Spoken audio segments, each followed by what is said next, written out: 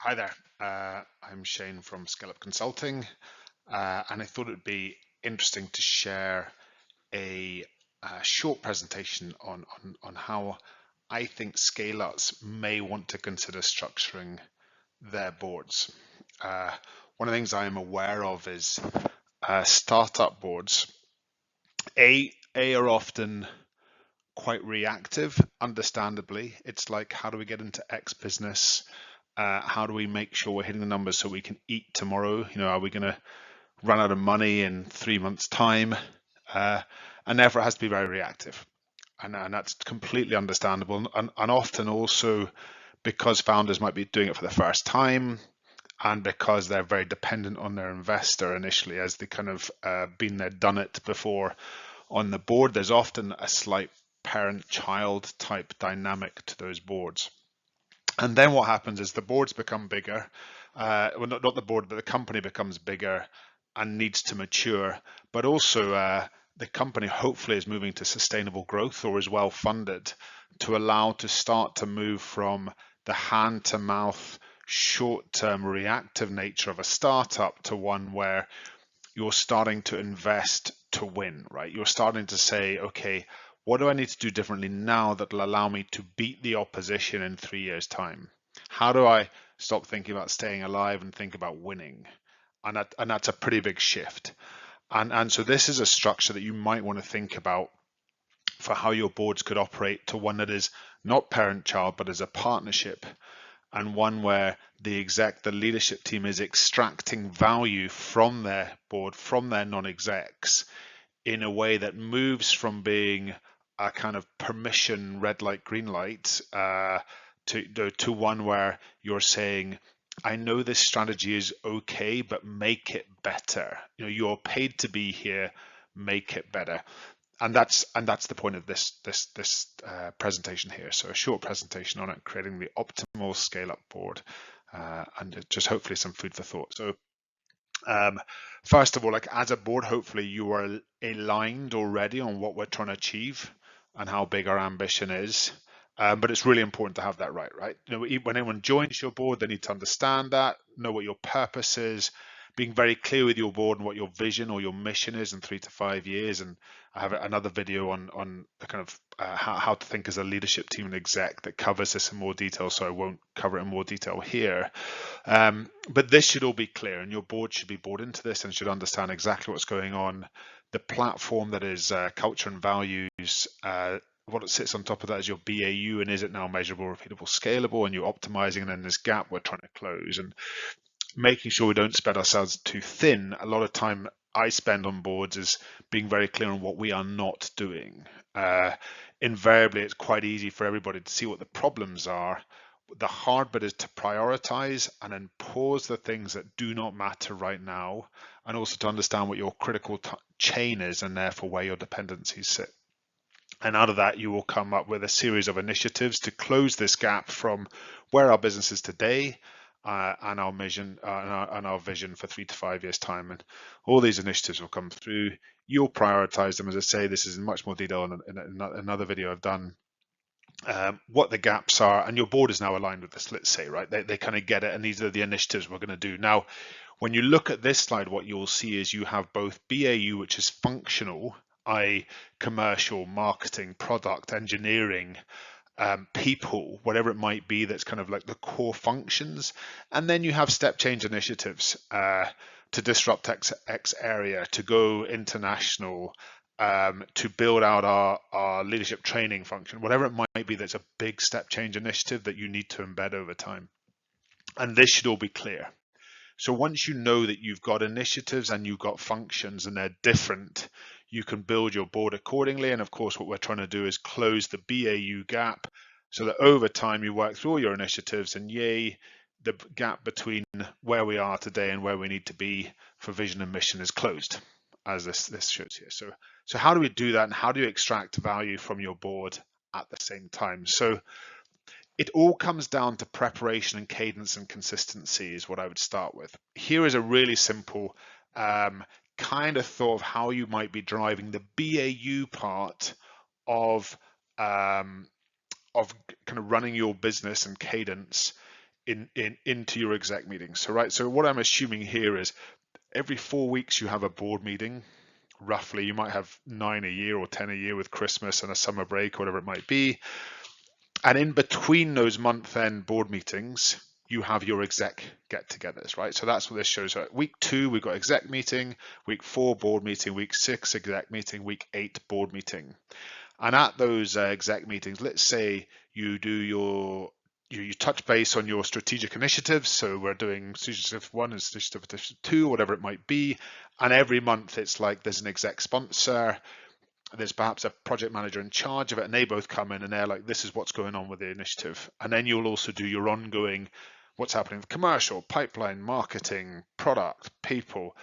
So, and perhaps if it's more like of a 5th gear problem, it's up and you know it's running well and you just want to keep it ticking along nicely, then you might review it 8 weekly rather than 4 weekly.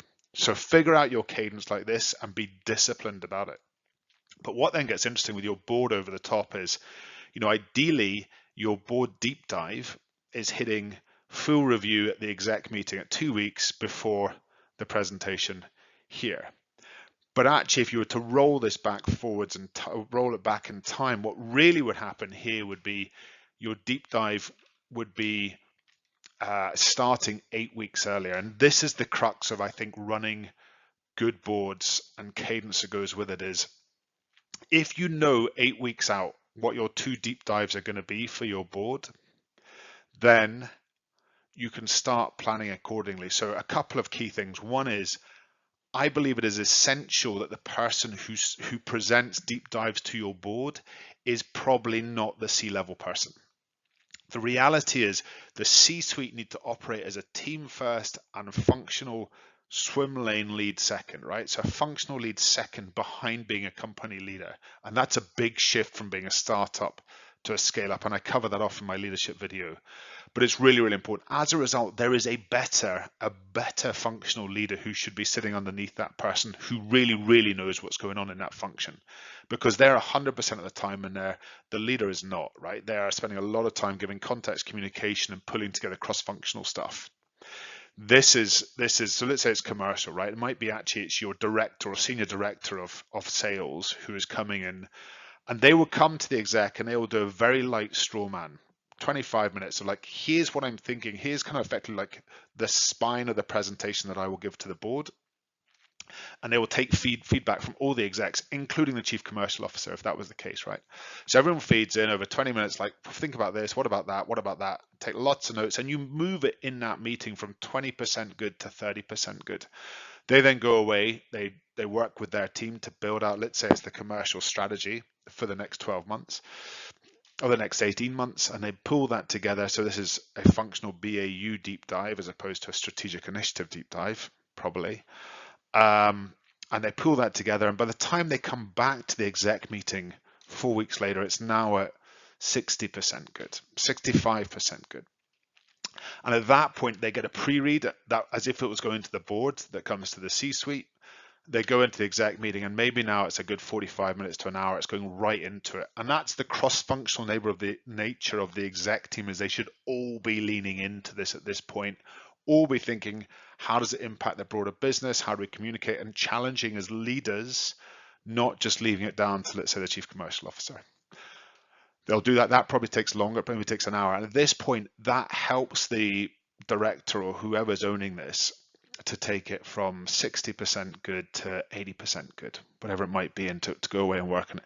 And then you're coming back to your board here to present it. And let me just talk a little bit about what that looks like, okay? So now with 8 weeks of planning, this is deeply entrenched, and this is something that is not for the board. This is for the commercial team to know what the hell they're doing for the next 18 months, right? To be given permission to get their head out the weeds, to think about actually where is the world going, where is the puck heading, and to pull together a very robust plan that then allows them to lead their team, but also the wider organization of what is our commercial strategy for the next 18 months, 2 years, whatever it might be, something like that, 12 to 18 months probably. So in terms of doing that, one of the really important things is sending a pre-read to your board. If you want to extract value from your board and say, this is 80% good, I'm eyeballing you and asking you to get it to 85% good because I know my competition's at 75% good and I just want you to be better. I just need to be better than them. I don't need to be perfect. Perfection is like death in scale ups, but I need to be better than the competition because I want to win. Then one of the most important things to do is give them context, right? They are moving, non-execs are moving around multiple boards. They will read whatever you send them if they're good, and they will think about stuff a lot. But actually, because of the context switching, you need to stabilize that. And that's where the pre-read comes in. And a pre-read should really cover, like, this is the last 2 years, or whatever it might be. Here's the context of our business. So for instance, a sales example might be sales have grown from X to Y. We have 4 verticals that we are attacking. This is how we attack it. We have X number of people. We used to have Y number of people, right? Whatever it might be. Like that's kind of how that is. It's like we've grown this way. This is how we're structured. This is what we're thinking. And then also in your pre-read is not just what the market and your competitors have done and who they are and how big it is and how fast it's growing, but also where the puck is heading. Where is the direction of travel that we are thinking the market is going, and where's our competitors going? Now, if we're saying the market's collapsing, you have a very different strategy from saying the market, particularly in, let's say, financial services, is growing exponentially quickly, so we see an opportunity, or the competition from a product and tech point of view is moving this way. And you're either then going to say that allows us an opportunity or it's a threat, or whatever it might be. So this is your context. This is your pre-read. Ideally no more than 2 pages, 2-3 pages max. What it doesn't cover is what our business is doing. That's going to be your deep dive. And the reason it's really important that's not in your pre-read is if you put that into your pre-read, invariably non-execs will start to anchor on the things they don't think are right in your plan for where you want to take the business over the next 3 to 5 years. Okay, so if you want to extract value, you have to take them on a journey when you do this deep dive, and you want to do it when they're fresh. So they've got the context, they've come in, they're full of energy, and you can control that journey. And what does that journey look like? Well, the most important thing is start with the destination. So this here, my face might be on top of it, I'm afraid, but broadly says 3 to 5 years, okay? 3 to 5 years, and it will tie with your vision and strategy. It's why it's really important to nail down that stuff I talked about at the beginning in terms of vision and strategy before you can really get your board running around about it, okay? So if your vision and strategy is like, we're going to be 1,000 people business, it gives an idea of size for where this deep dive needs to go. If you're saying we're not really going to grow as part of our vision, or we're going to go international, whatever it might be, all these deep dives come off it. And I'll talk about what the deep dives might be about in a second. But you're going to have these boards, they're going to be deep dives, and it has to tie to your overall strategy, or roughly like the overall destination where we're going. And it might be, in order to be a £100 million business, which is an output of a vision, by the way, not a vision, not a mission, but it's a byproduct of it. We're going to need X amount of people, and this is what it's going to look like. So you start at this point in time. And after that, you then have a discussion slide. So you can recap whatever you might want to on some of the pre-read stuff very quickly. And then you talk about our end state. Don't go next state, and don't go back to where you are now, because you're going to increment. You're much better to talk about what it takes to disrupt and where we need to be in 3 to 5 years time first.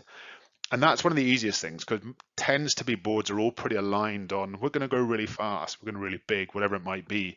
You don't see much movement there, but there'll be questions around about just positioning it. We are going to win because we're going to be in this space, whatever it might be.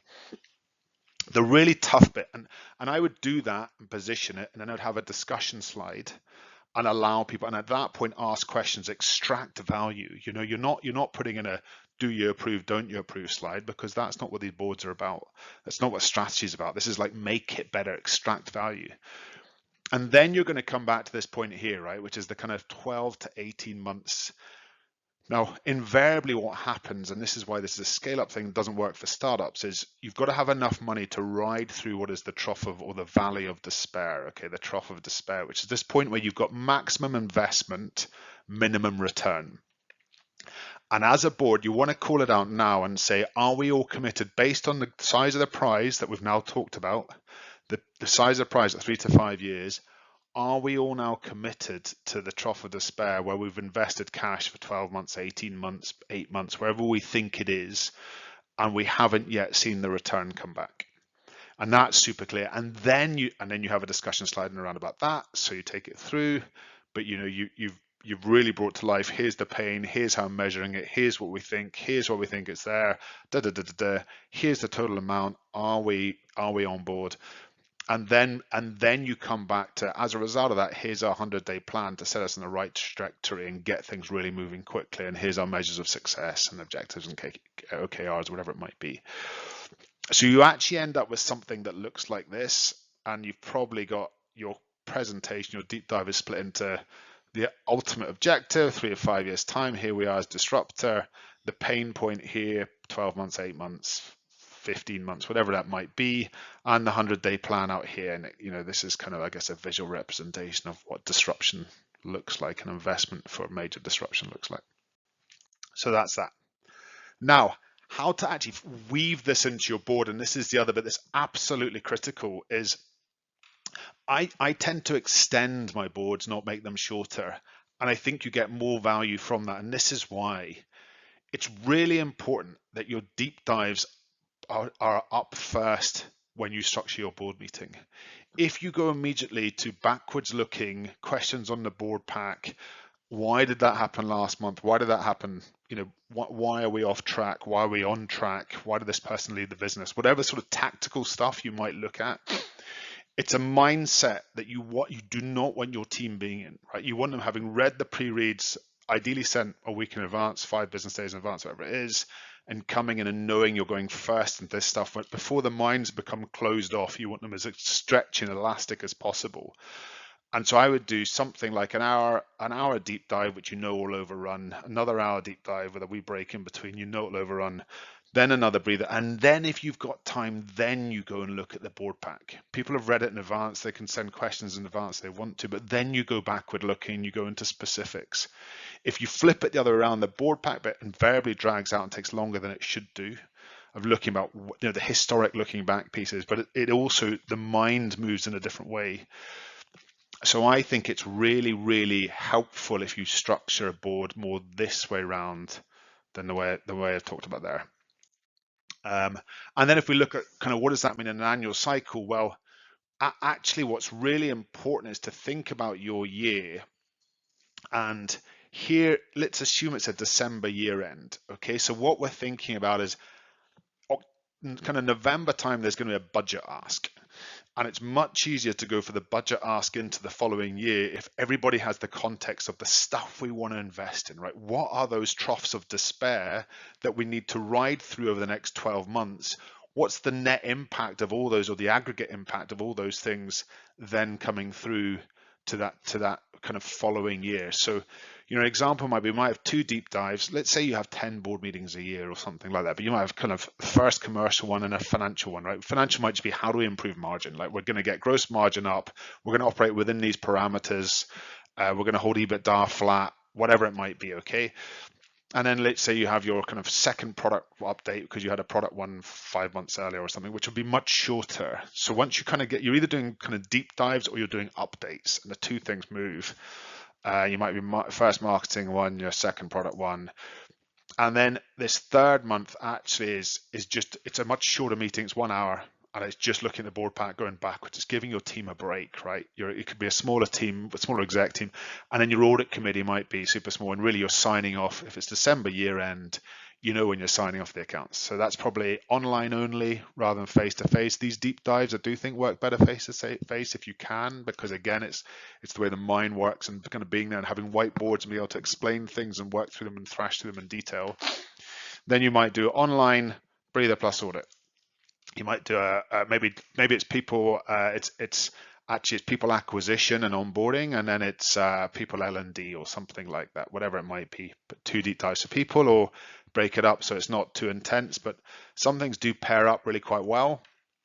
And then it might be commercial, and I've put in like a pillar as well, because remember, you're going to have your functional updates, and you're also going to have your strategic pillar updates going through this, right? You're going to have deep dives into both. And if you've got a new pillar being shaped to come through, you might want to hit that here when one of the other ones is moving to BAU because you've nearly delivered it.